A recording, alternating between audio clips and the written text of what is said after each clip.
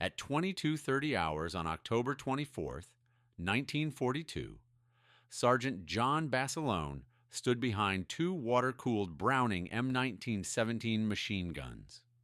He was in the darkness of Guadalcanal's jungle. He listened to 3,000 Japanese soldiers singing war songs 200 yards away. He was 26 years old. He had served 3 years in the Army. He had also served 18 months as a Marine. Basilone was a boxing champion and a machine gun expert. The Japanese were coming. He had maybe 90 minutes before they charged. Standard doctrine suggested pulling back. It advised requesting artillery support. Waiting for reinforcements was also recommended. Basilone checked his ammunition belts and stayed exactly where he was. What happened over the next 3 days would earn him the Medal of Honor. He was the first enlisted Marine to receive it in World War II. However, that medal would cost him almost everything. He lost his gun crews and his friends. Eventually, on another beach 3 years later, he also lost his life. This is the story of how one Marine sergeant and a handful of men held a 200-yard stretch of jungle. They fought against an entire Japanese regiment. They fired until their machine guns glowed red. They kept fighting when the ammunition ran out. John Basilone became a legend by refusing to do the one thing that would have saved him. That one thing was to run. The setting was October 1942. This took place on Guadalcanal in the Solomon Islands. The United States had been at war for 10 months. 10 months had passed since Pearl Harbor turned the Pacific into a Japanese lake. For those 10 months, Americans had watched Japan win everywhere. The Philippines fell, and Wake Island fell. Guam also fell, as did Singapore. Burma fell, and the Dutch East Indies fell as well. 100,000 American and Allied soldiers became prisoners. Japan also seized 1.5 million square miles of territory. This was the largest empire in history, taken in just 6 months. Then the Battle of Midway happened in June 1942. 4 Japanese carriers were sunk. The myth of Japanese invincibility was shattered. But Midway was a naval battle and a defensive victory. The Americans stopped the Japanese advance. However, they had not taken back a single inch of captured ground. This changed at Guadalcanal. On August 7, 1942, the 1st Marine Division stormed the beaches of Guadalcanal in the Solomon Islands. Their objective was to seize a half-finished Japanese airfield before it became operational. The airfield mattered greatly. The Marines would call it Henderson Field. It was named after a pilot killed at Midway. From Henderson Field, Japanese bombers could strike Australia. They could cut the supply lines that kept 8 million Australians in the war. They could also isolate the entire South Pacific. The Marines took the airfield in 36 hours. They met. Almost no resistance. Then the Japanese came back. By October 1942, the Japanese had tried 3 times to retake Henderson Field. They launched 3 major offensives. All 3 attempts ended in failure. 14,000 Japanese soldiers were dead. Their efforts had been for nothing. Lieutenant General Harukichi Hyakutake decided the 4th attempt would be different. He planned for overwhelming force and multiple regiments. His strategy involved simultaneous attacks from 3 directions. It would happen in October, during the worst weather Guadalcanal had seen all year. Torrential rain fell. Thick mud covered the ground. Visibility was 0. These were perfect conditions for a night attack. The Japanese 17th Army assembled for the offensive. This included the 2nd Division and the 38th Division. The Sendai Division also participated, bringing elite troops and veterans of the China campaign. Their total strength was 20,000 men. They brought artillery, mortars, grenades, and bayonets. Defending Henderson Field were 23,000 Americans, composed of Marines and Army personnel. They were exhausted and sick with malaria. They were also running low on ammunition and food. The Americans had one advantage. They knew the attack was coming. A captured Japanese soldier told them everything, including the date, time, and objectives. He talked freely, like many Japanese prisoners did. Japanese soldiers were not supposed to be captured alive. The shame was so complete that once captured, they had nothing left to lose. The attack would come on October 23rd, then it would strike again on October 24th, and finally on October 25th. There would be 3 days of attacks. Each attack would be bigger than the last. Each one aimed at the same objective. Their goal was to break through the American lines. They wanted to destroy the airfield. Their mission also included killing everyone. The main attack, the one that mattered most, would hit a narrow 200-yard sector south of the airfield. This area was the Lunga River mouth. It was dense jungle, a natural choke point. The 1st Battalion, 7th Marines, defended that sector. Lieutenant Colonel Lewis B. Puller was in command, known informally as Chesty Puller. Among Puller's men was Sergeant John Basilone. He was in Company C, serving as a machine gun section leader. Basilone was in charge of 2 sections of heavy machine guns. There were 8 Marines per section, making 16 men total. Basilone's job was simple. When 3,000 Japanese soldiers charged through that 200-yard gap, his machine guns had to stop them. If they did not succeed, the Japanese would overrun the battalion command post 50 yards behind the guns. Next, Henderson Field would fall. Then the entire perimeter would be compromised. The math was brutal. It was 16 men with 2 machine guns against 3,000 attackers. Basilone had trained for this moment his entire military career. John Basilone was born on November 4th, 1916, in Buffalo, New York. He was the 6th of 10 children in an Italian immigrant family. His father, Salvatore, was a tailor. His mother, Theodora, raised 10 children in a 4-bedroom house. The family moved to Raritan, New Jersey in 1918. John grew up in a working-class environment. He dropped out of school at 15. He then worked as a caddy at the local country club. At 18, he enlisted in the Army in July 1934. The Depression was at its worst. For Basilone, the Army meant 3 meals a day and steady pay. The Army sent him to the Philippines, specifically Manila. He boxed in the regimental tournaments as a light heavyweight. He never lost a fight. His buddies started calling him Manila John. He also discovered he had a talent for machine guns. The weapon was the Browning M1917. It was a .30 caliber water-cooled machine gun. It weighed 47 pounds without the tripod. It could fire 600 rounds per minute, with an effective range of 1,500 yards. It was a complex weapon, prone to jams. It required constant maintenance. The cooling jacket needed water, or it would overheat and seize. The belt feed mechanism had to be adjusted perfectly, or it would fail. Most soldiers hated the M1917. They found it too heavy and too complicated. There was too much that could go wrong with it. Basilone loved it. He could field strip an M1917, blindfolded. He could clear a jam in under 10 seconds. He could also adjust the headspace, the critical gap between the bolt face and the barrel, by feel alone. He finished his Army enlistment in 1937 with an honorable discharge. He returned to New Jersey. He then got a job driving a truck for a laundry company in Reisterstown, Maryland. He lasted 18 months. On July 11, 1940, John Basilone walked into a Marine Corps recruiting station in Baltimore and re-enlisted. The reason for joining the Marines instead of the Army remained unknown. He never said why. Perhaps he missed the discipline, or maybe he missed the purpose. Driving a laundry truck was simply not enough for a man who had been undefeated in the ring. The Marines sent him to Parris Island for boot camp. Then he went to Quantico for advanced training. Next, he served at Guantanamo Bay, Cuba. In January 1941, he was promoted to corporal. He was assigned to D Company, 1st Battalion, 7th Marine Regiment, 1st Marine Division. In May 1942, he was promoted to sergeant.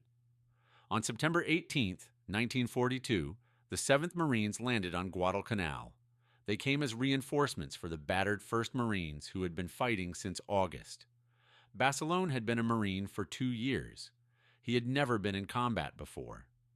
That was about to change. It was October 23rd, 1942 at 2100 hours. The Japanese probing attacks began. They sent small groups of 15 to 20 men. These groups were testing the American lines and looking for weak points. They found them. The 1st and 2nd Battalions of the 105th Infantry Regiment held the western sector. These were Army troops, not Marines. The Japanese infiltrated between the battalions, creating a 300-yard gap. Colonel Puller's Marines held the center. This included the critical sector near the Lunga River.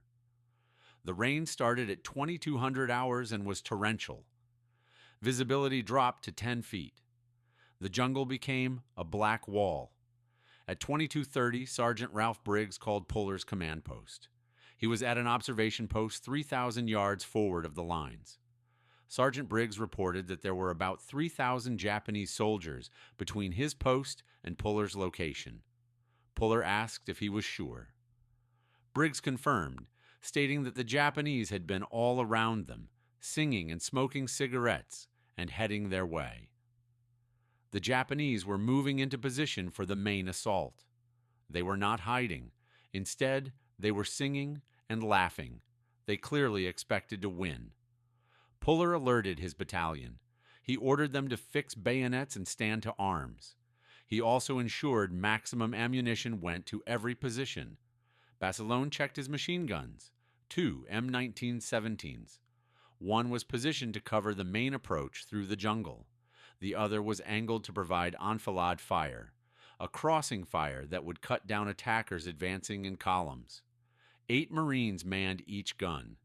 This included the gunner, assistant gunner, and ammunition bearers. Basilone walked the line.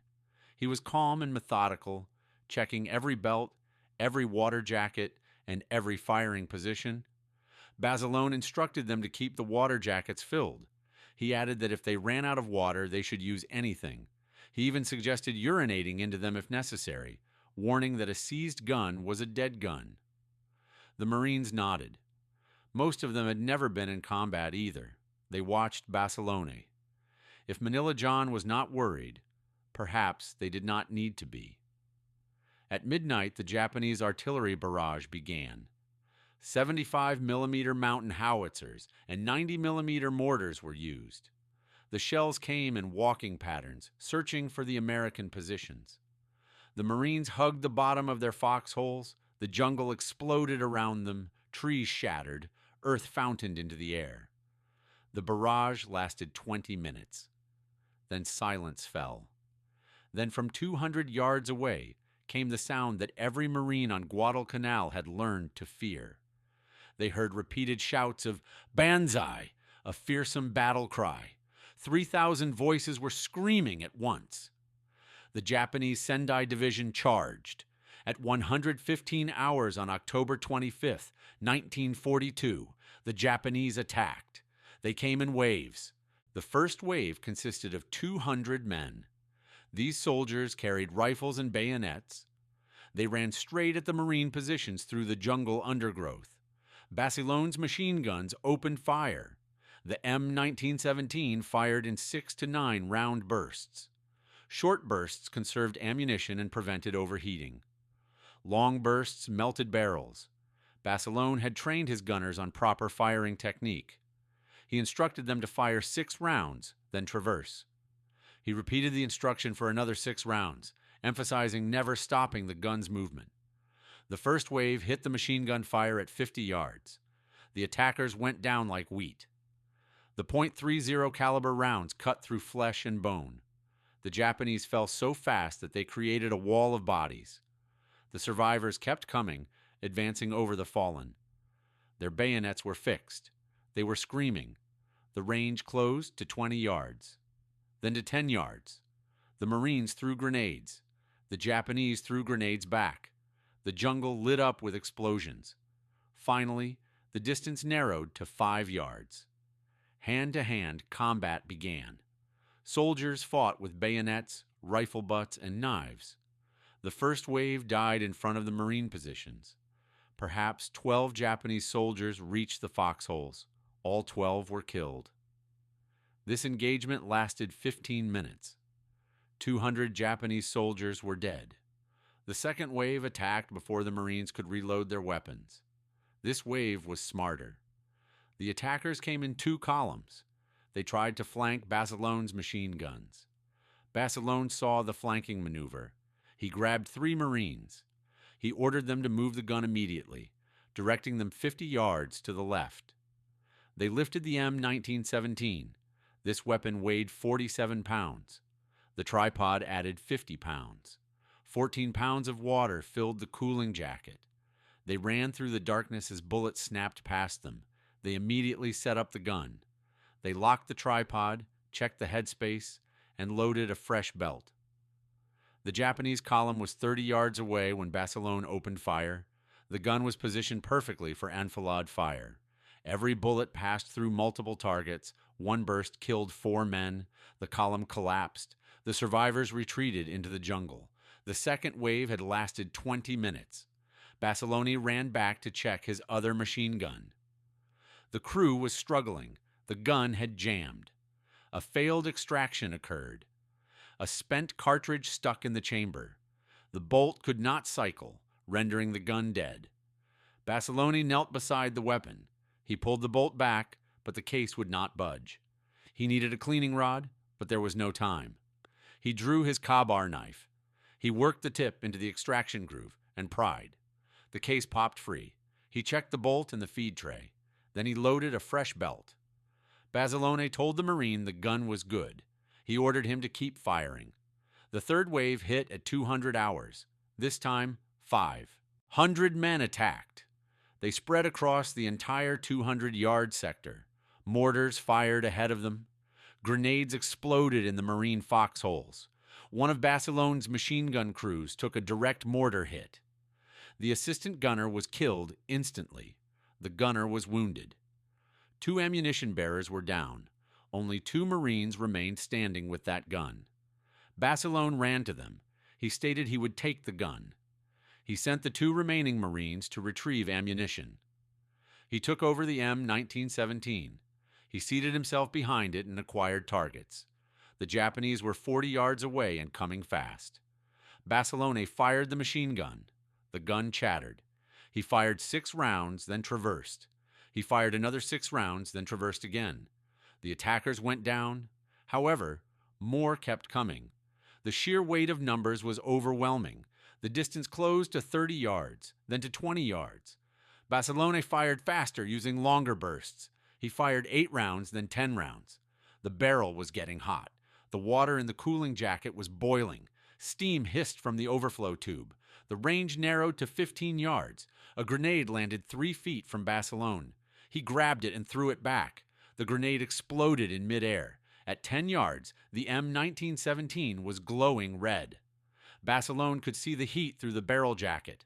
The gun was on the edge of seizing. He kept firing. The Japanese wave broke. The survivors retreated. Basilone looked at the gun. The barrel was ruined and warped from the heat, making it unusable. He needed a replacement barrel, but there were no spares. He needed another machine gun. The closest spare M1917 was at the battalion supply dump. This dump was 200 yards behind the lines. He would have to go through the jungle in the dark with Japanese infiltrators everywhere. Standard procedure was to call for a runner and wait for the gun to be delivered. Basilone looked at the gap in his defensive line. He saw the dead gun and the Japanese regrouping in the jungle. He made a crucial decision. He instructed his men to cover him. He promised to return in 10 minutes. He then ran into the jungle alone. At 230 hours, Basilone ran through pitch darkness. There was no moon. Rain poured down. Visibility was perhaps 5 feet. He could not use a flashlight as Japanese snipers would see it. He navigated by memory. He had walked this trail twice, but only in daylight. That would have to be enough. 50 yards into the jungle, he heard voices. They were Japanese. The soldiers were close, perhaps 10 yards to his right. Basilone froze and listened. It was a squad of 6 or 7 men. They seemed lost, trying to find the American lines. Bassilone's hand went to his M1911A1 pistol. It held 7 rounds in the magazine and 1 in the chamber. He estimated he could kill perhaps 3 men before they returned fire. However, the muzzle flash would give away his position. Consequently, the rest of the squad would then hunt him down. He had to get the machine gun back to his position. The gun mattered more than killing 6 lost Japanese soldiers. He moved left slowly, 1 step, then 2 steps. A twig snapped under his boot. The voices stopped. Bassilone froze again. His hand remained on his pistol grip. 15 seconds passed, then 30 seconds, then a full minute. The voices resumed. The squad moved away, deeper into the jungle. Bassilone kept moving. He reached the supply dump at 240 hours. There, he found the weapons cache. It contained 2 spare M1917s, extra barrels, and boxes of ammunition belts. He grabbed 1 complete machine gun, weighing 47 pounds. He slung it across his shoulders. Next, he grabbed 2 ammunition boxes, each weighing 14 pounds. He held 1 in each hand. This was a total of 75 pounds. He had to carry it through the jungle in the dark, with Japanese patrols everywhere. He started his return journey, 100 yards to go, then 75 yards, then 50 yards. The Japanese were attacking again. He could hear the machine gun fire from his remaining gun. It was still firing. His Marines were holding the line. At 25 yards, a Japanese soldier stepped out of the jungle directly in front of him. The soldier was 5 feet away. His rifle was raised, with bayonet fixed. Bassilone could not drop the machine gun. He could not reach his pistol. He could not move fast enough. The Japanese soldier lunged. Bassilone twisted. The bayonet caught his shoulder, slicing through cloth and skin. It missed the bone. Bassilone dropped the ammunition boxes. He grabbed the rifle barrel with his left hand. This pulled the soldier off balance. His right hand went to his Ka-Bar knife. He drew it and drove it upward, under the ribs, into the heart. The soldier collapsed. Bassilone pulled his knife free. He wiped it on his pants. Then he retrieved the ammunition boxes. He kept moving. He reached his position at 250 hours. He dropped the machine gun, set up the tripod, and locked the gun in place. Then he loaded a belt of ammunition. He announced his return. He urged his men to kill more of the attackers. At 300 hours, the 4th wave attacked. This time, 800 men assaulted the Marine positions. The Japanese were committing everything. If this wave failed, they had nothing left. The Marines were exhausted after 3 hours of continuous combat. Their ammunition was running low. Half the gun crews were either dead or wounded. Bassilone personally manned 1 M1917. A 2-man crew operated the other machine gun. This meant there were only 3 Marines and 2 guns defending a 200-yard front. They faced 800 attackers. The Japanese advanced in a human wave, shoulder to shoulder. There were no tactics, only pure momentum and pure sacrifice. Bassilone fired his machine gun. The gun worked perfectly. The replacement barrel was cold. The water jacket was full. The belt feed was smooth. He fired 6 rounds, then traversed. He fired another 6 rounds, then traversed again.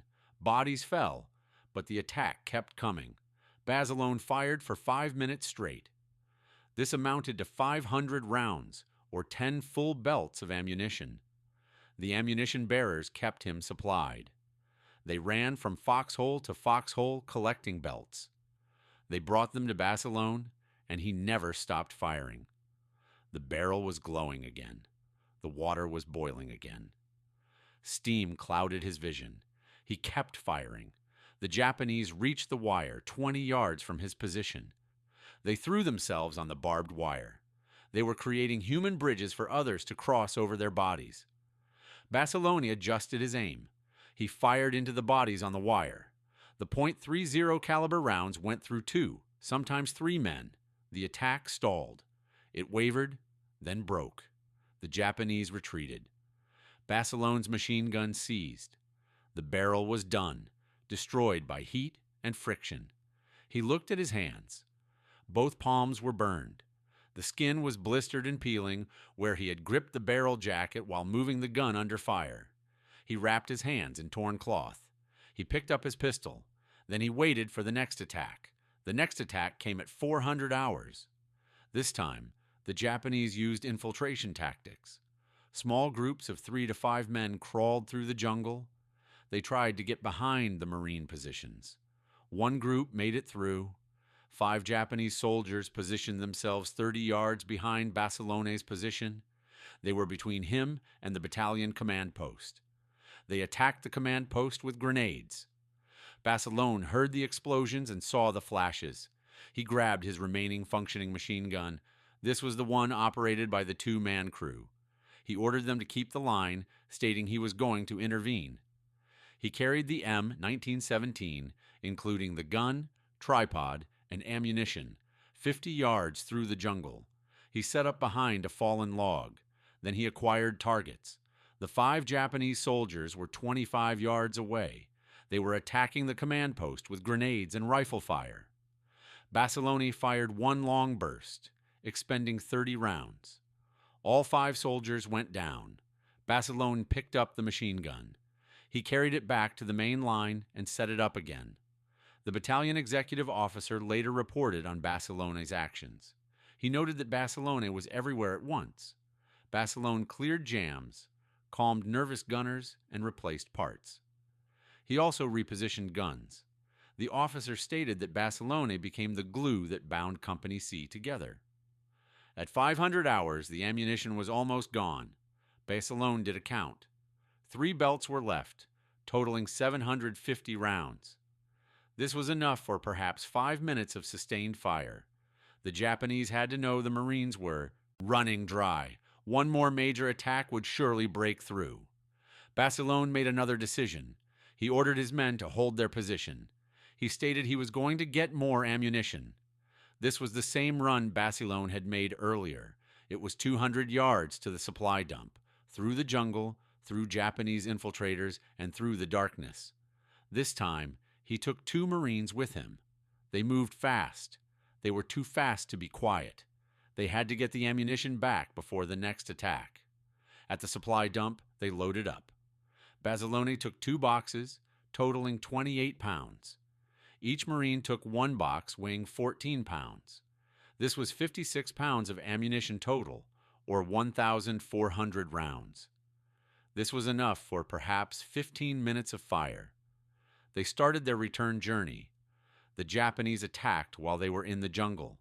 They heard the machine gun fire, the grenades, and the screaming. They ran. They moved through the undergrowth, over fallen logs, and through the mud, carrying the ammunition.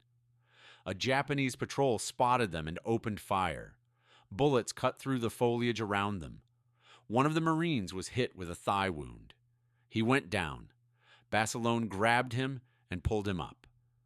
Bassilone asked if the wounded Marine could walk. The Marine affirmed he could. Bassilone then ordered him to walk immediately. They kept moving. The wounded Marine was limping. Bassilone and the other Marine carried all the ammunition. They reached the defensive line at 530 hours. Bassilone distributed the ammunition. He reloaded both guns. He checked the water jackets and the belt feeds. The Marines were ready. The attack had been beaten off again. The Japanese had pulled back again. Bassilone did not know how many were left. He did not know how many more waves they could throw at this position. It did not matter. His job was to hold the line until he ran out of ammunition or Japanese soldiers. Whichever came first. 600 hours. Dawn arrived. The jungle lightened. Visibility improved from 5 feet to 50 feet. Sergeant Bassilone looked at the battlefield. Bodies lay everywhere, stacked 3 deep in places. 200 yards of corpses stretched from the Marine positions into the jungle. At least 500 Japanese lay dead in front of his guns alone. There may have been more. Counting them was impossible. The Marines had held their ground, but barely. Sergeant Bassilone's remaining crew included himself and 4 Marines. Out of 16 men, 12 were dead or wounded. One of his guns had a destroyed barrel. The other functional gun was running on borrowed time. He had maybe 400 rounds of ammunition left. His hands were burned and bleeding. His shoulder bore a bayonet wound, bleeding through his shirt. Still, he was standing. The line was still holding. The Japanese had not broken through. That was all that mattered in that moment. Lieutenant Colonel Puller came forward at 6:30. He surveyed the carnage. Then he looked at Sergeant Bassilone. He asked, "Sergeant, how many men do you have left?" Bassilone replied, "4, sir, plus me." Puller then asked about ammunition.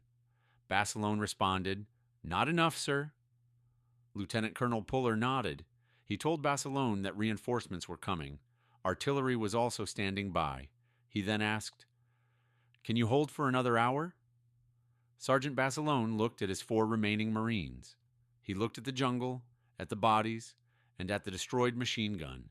He answered, "Yes, sir, we can hold." The Japanese attacked again at 700 hours. This time, the force was smaller, maybe 200 men. They were probing and testing, seeing if the Marines had anything left. Sergeant Bassilone's remaining gun opened fire with short bursts. He was conserving ammunition, making every round count. The attack broke in 5 minutes. The Japanese pulled back once more. At 7:30, Marine reinforcements arrived. This was a full platoon of fresh troops with fresh ammunition. Sergeant Bassilone helped set up 2 new machine guns. He positioned them perfectly, ensuring overlapping fields of fire and interlocking zones of death. At 800, Marine artillery opened fire. 105mm howitzers dropped shells into the Japanese assembly areas. The Japanese tried one more attack at 900. This time, they faced 4 machine guns instead of 2.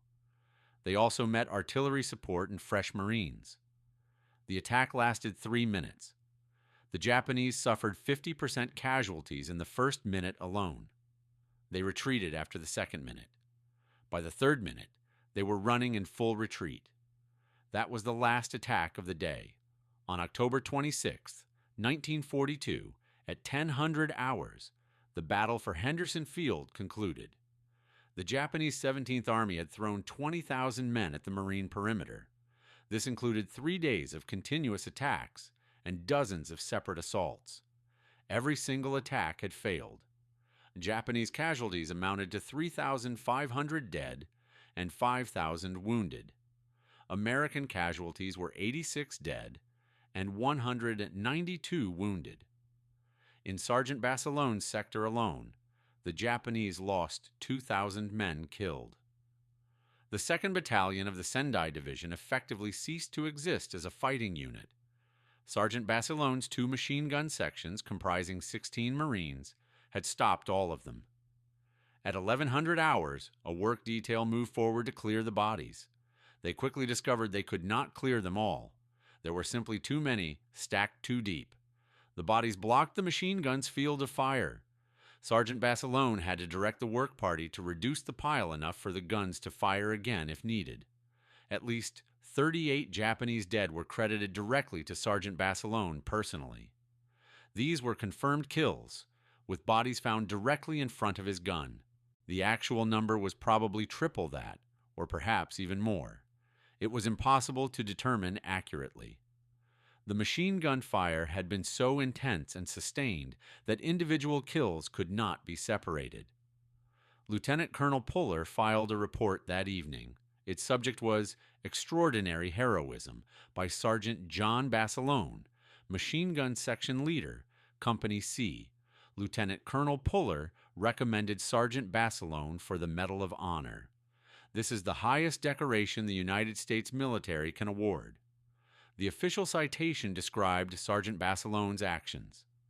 It noted that while the enemy hammered the Marine defensive positions, he led 2 sections of heavy machine guns. He fought valiantly to check the savage and determined assault. The citation further stated that he moved an extra gun into position and put it into action. Then, under continual fire, he repaired another gun and personally manned it. He gallantly held his line until replacements arrived. Moreover, with ammunition critically low and supply lines cut off, Sergeant Basilone risked his life. In the face of continued enemy attack, he battled his way through hostile lines. He brought urgently needed shells for his gunners, contributing significantly to the annihilation of a Japanese regiment. Sergeant Basilone received the Medal of Honor on May 21, 1943. He became the first enlisted Marine to receive the Medal of Honor in World War II. Years later, he would say that only part of this medal belonged to him. He felt pieces of it belonged to the boys who were still on Guadalcanal. The battle for Henderson Field was indeed the turning point of the Guadalcanal campaign. Before October 25th, the Japanese believed they could retake the island. They had committed 3 divisions to this effort. They had the full support of Imperial General Headquarters. They had promised Emperor Hirohito that Henderson Field would be recaptured. After October 25th, that belief died completely. The Sendai Division, Japan's elite unit, veterans of China, and supposedly invincible, had been destroyed. 3,500 men were dead and 5,000 wounded, out of 8,000 total.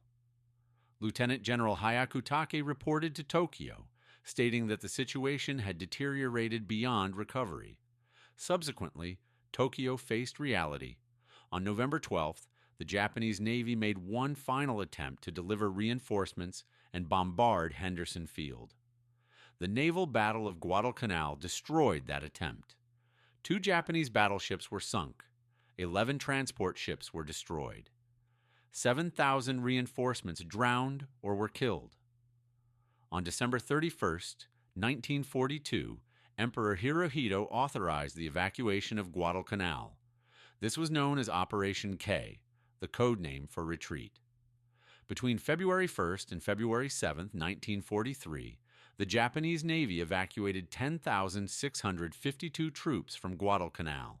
This occurred under the cover of darkness. They left behind 20,000 dead, all their equipment, all their artillery, and all their supplies. The United States declared Guadalcanal secure on February 9th, 1943. The 6-month campaign cost the United States 1,600 dead and 4,200 wounded on land. Additionally, 4,900 were killed at sea, and 5 major warships were sunk. However, the United States had won a critical victory. For the first time in World War II, the United States had captured and held enemy territory. They had defeated a major Japanese offensive. They had proven that American forces could beat the Imperial Japanese Army in ground combat. The strategic consequences were immediate and far-reaching. Air power projection improved significantly. B-17 bombers flying from Henderson Field could reach Rabaul, Japan's major base in the South Pacific. Japanese air operations in the region declined by 60% within 3 months. Furthermore, Japan's defensive perimeter was broken. Before Guadalcanal, every island the Allies wanted to capture was protected by Japanese air and naval power. After Guadalcanal, the Allies could bypass those defenses and strike directly at the home islands. Japanese doctrine also failed decisively. The Banzai Charge, or human wave attack, had always worked against Chinese forces. At Guadalcanal, it failed catastrophically against American machine guns and artillery. Japanese tactical doctrine never recovered from this defeat. They continued to try human wave attacks throughout the rest of the war, and they lost every single time. Additionally, the battle had a significant training impact. The battle for Henderson Field became required study at Marine Corps machine gun schools. Sergeant Basilone's tactics, including defensive positioning, ammunition management, and gun maintenance under fire, were incorporated into training manuals. Specific lessons emerged from the battle. Machine gun positions required mutual support with overlapping fields of fire. Spare barrels and ammunition also needed pre-positioning at gun positions. Furthermore, gun crews had to be trained to operate effectively with minimal personnel. Water-cooled machine guns proved capable of sustained fire for hours if properly maintained. Ultimately, The battle demonstrated that one man, knowledgeable about his weapon and refusing to quit, could hold against overwhelming odds. Every Marine machine gunner from 1943 to 1945 learned these critical lessons. From Tarawa to Iwo Jima to Okinawa, Marine machine gunners consistently held defensive lines against Japanese attacks. The kill ratios proved the effectiveness of these tactics. At Tarawa, 4,700 Japanese died and 1,000 Marines died. At Peleliu, 10,900 Japanese died and 1,300 Marines died. At Iwo Jima, 18,000 Japanese died and 6,800 Marines died. These were brutal numbers. However, they clearly showed that properly positioned machine guns with trained crews could defeat numerical superiority every single time. John Basilone personally proved this on October 25, 1942. After Guadalcanal, Basilone returned to the United States. On September 19, 1943, a Heroes Welcome Parade took place in Raritan, New Jersey. Thousands of people lined the streets. They celebrated their hometown boy, a Medal of Honor recipient.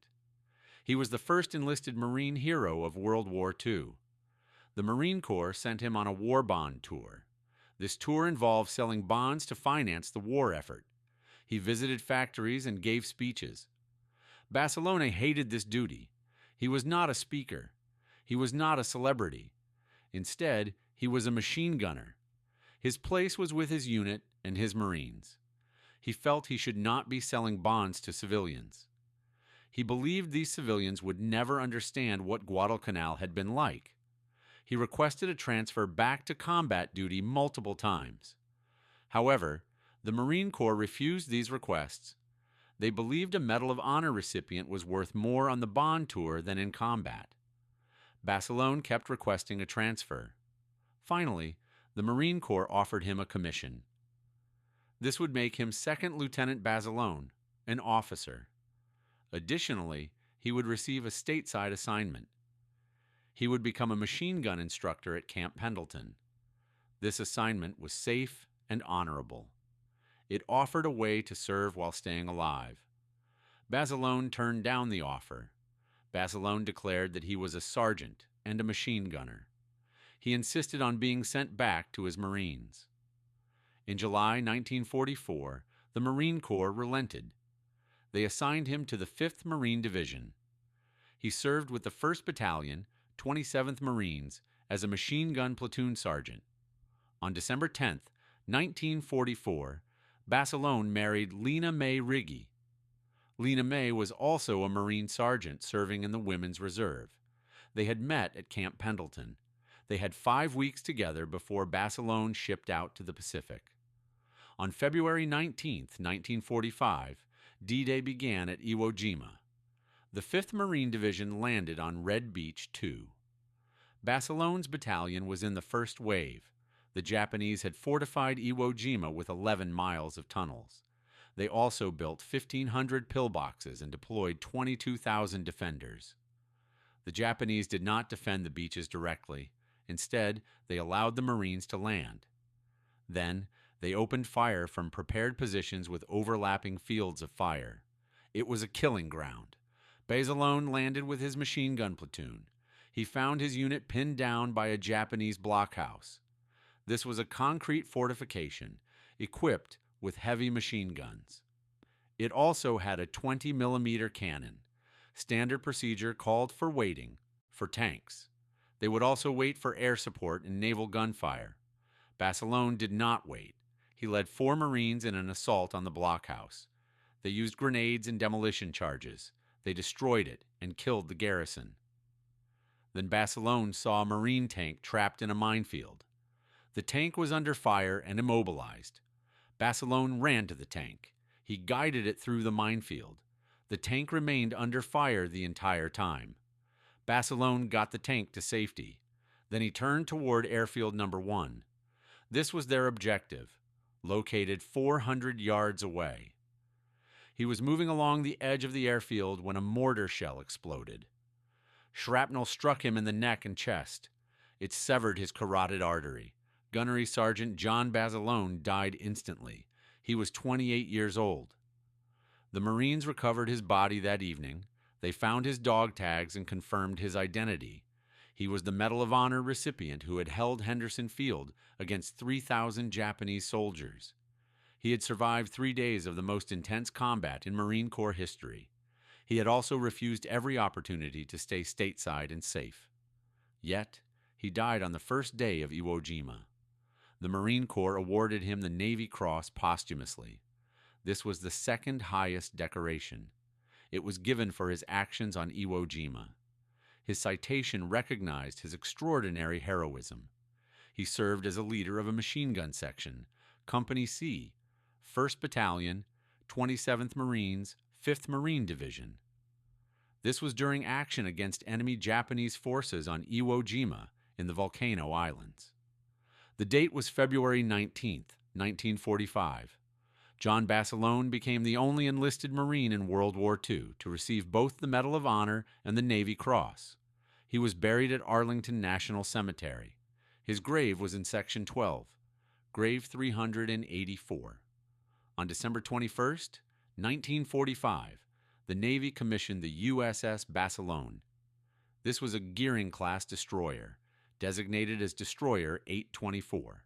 His widow, Lena May, christened the ship. On June 18, 2022, the Navy commissioned the USS John Basilone. This was an Arleigh Burke-class guided missile destroyer, designated as Guided Missile Destroyer 122. These two warships were named for a sergeant. He held a 200-yard stretch of jungle against an entire regiment. He ran through enemy fire twice to get ammunition for his guns. He also refused every chance to stay safe. Today, the National Museum of the Marine Corps in Quantico, Virginia, preserves John Basilone's Medal of Honor. It is kept in a climate-controlled display case in the World War II gallery. His service record is preserved in the Marine Corps archives. This record consists of 79 pages. It includes Lieutenant Colonel Chesty Puller's original handwritten recommendation for the Medal of Honor.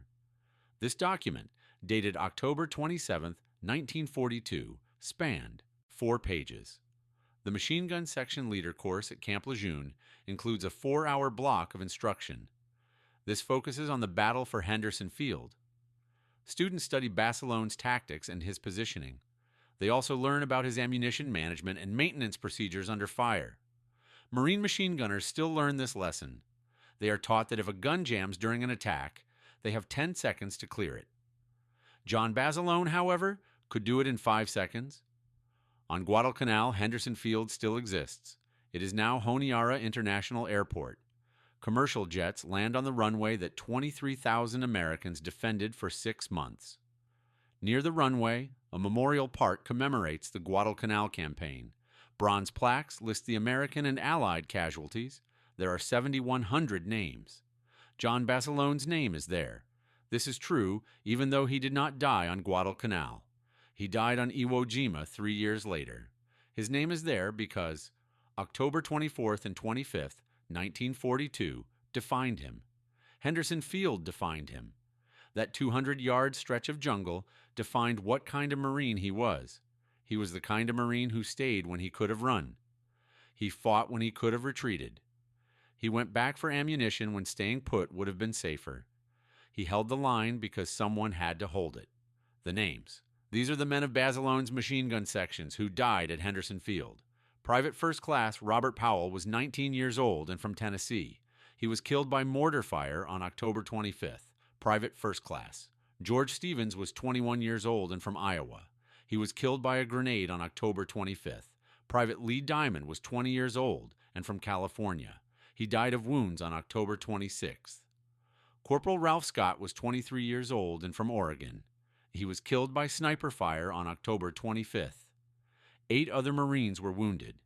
Their names are preserved in the battalion casualty reports, but are not widely published. They fought alongside Basilone. They loaded his guns and brought him ammunition. They held the line when the Japanese charged. Basilone received the Medal of Honor. The other men received Purple Hearts and burial in military cemeteries across the Pacific. The official history tells us Basilone held Henderson Field. However, the casualty reports tell us he did not do it alone. No one does it alone. Why this matters. On October 24th and 25th, 1942, a sergeant and 16 Marines held a defensive position. They faced 3,000 attackers for 3 days. That is the fact of the matter. However, facts alone do not explain why we still tell this story 80 years later. We tell it because John Basilone had every reason to fail. Yet he refused to accept failure. He was outnumbered 200 to 1. He was running out of ammunition. Half of his crew were dead. His guns were overheating and seizing. Japanese soldiers were 10 yards away. This was all happening in the dark, in the rain, and in the jungle. Any reasonable person would have pulled back. They would have requested support or waited for reinforcements. However, Basilone stayed. He fixed the jammed gun. He ran for more ammunition and then came back. He fought for 3 more hours. He ran for ammunition again and came back again. He fought until the sun came up and the Japanese had nothing left to throw at him. He held the line because someone had to hold it. If he did not hold, Henderson Field would have fallen. If Henderson Field fell, Guadalcanal would have fallen. If Guadalcanal fell, the war in the Pacific might have lasted another year. This could have meant another 100,000 dead and another 1 million wounded. Therefore, he held the line. That is why we remember him. It is not because he was superhuman. It is not because he was invincible. It is not because he survived, as he did not survive in the end. We remember him because when everything said to quit, he did not quit. When the odds said to run, he did not run. When the situation seemed impossible, he made it possible. When the war asked for volunteers to go back into combat, he volunteered. He had already done more than anyone could ask. He had earned the right to stay safe. He even knew how it would probably end. Still, he went back because his Marines needed him. That is heroism. It is not fearlessness. It is not invincibility. It is not superhuman ability. It is simply refusing to quit when quitting would be easier. It is refusing to be safe when your brothers are in danger. It is refusing to accept that some things cannot be done. John Basilone held Henderson Field for 3 days against impossible odds. Then he went to Iwo Jima and died trying to do it again. If this story moved you the way it moved us, please do us a favor right now. Hit that like button. Every single like tells YouTube to show this story to more people. Hit subscribe and turn on notifications. We are rescuing forgotten stories from dusty archives every single day.